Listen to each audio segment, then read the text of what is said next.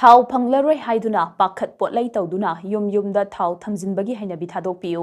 नुमित खरनिगी मनुंगदा मियामदा open sale ओइना थाव फंगलगनी हाइना पेट्रोलियम डीलर्स फ्रेटर्निटी मणिपुर मियामदा खंगलखली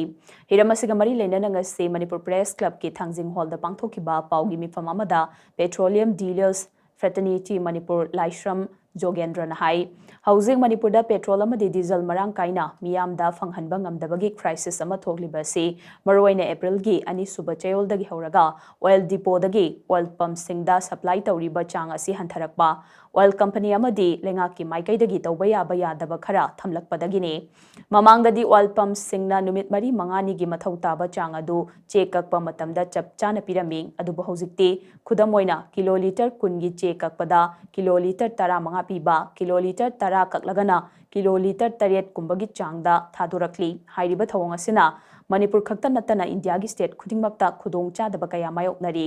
masina maram oiraga numit khudingi thong hangduna service tawjaramba petrol pump kharadi stock tatkiduna oil pump thong lonsinba fawba yawnare crisis asigi khwaidigi maru oiba maramde Strait of Hormuz da hauji America amadi Iran ani gi marakta lan Chathanaba sina Malem Goina crude oil puthok pushin tawbada apanba oiba sinani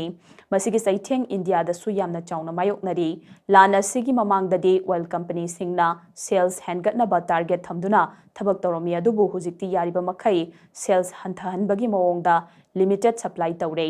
Manipur gi wainadi April 10 mamang dadi petrol amati diesel gi awatpa karisu leiramde adubu April 10 da khanghodana Ching lambi sing total shutdown lauthorokpadagi miyamna su petrol diesel phanglaroi haiba wakhalda pakhat potlai torokpadagi numit marini mangani chatkadaba oil pump singi stock khudakta loishin khibane loinana ching lambi thingjen khibadagi IOCL gi tanker singsu mahausa gum laktabadagi miyamda thau marang kaina yohonba ngamdabane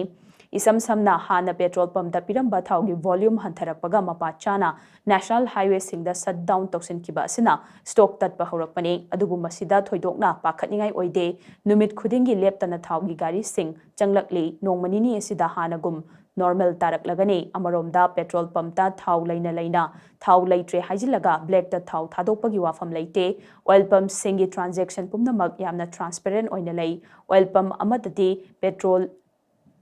Lupa lising manga dagi hena lauba yade, diesel gisu lupa lising manga dagi hena thau hanba yade haiba niyom lay. Housing mayok nariba crisis asidi numit khudingi thau leptana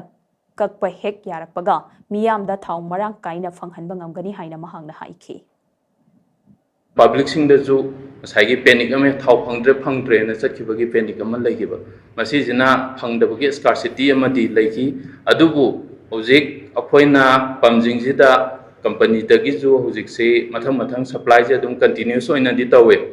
ado masida misconception nama khak akoi government gi clarification da ju lei taw burakibada pam do oina stock se leiraga aduga akoi black ta hek thadok pagi adum bai image amam hek taba ado aina mamang da su panjagi baduni pam da di stock se one day gi stock tagi hen leijadabni hoje leiri se phibam jida kaina kanda paisa gi financial issue ju leire akoi jida adagi ngasai company gi thauze si gi intention loina bok pi bangam da bai issue ju leire ani jina maram oiraga khoina noma gi kakko maram ni na khoina pamjing ji da yoli je noma gi leijari be stock to loina bok yon jabane ba ada khoina tungana black ta na tra tungan ba khoina pamjing ji da gi adune habatu ti ke su leijade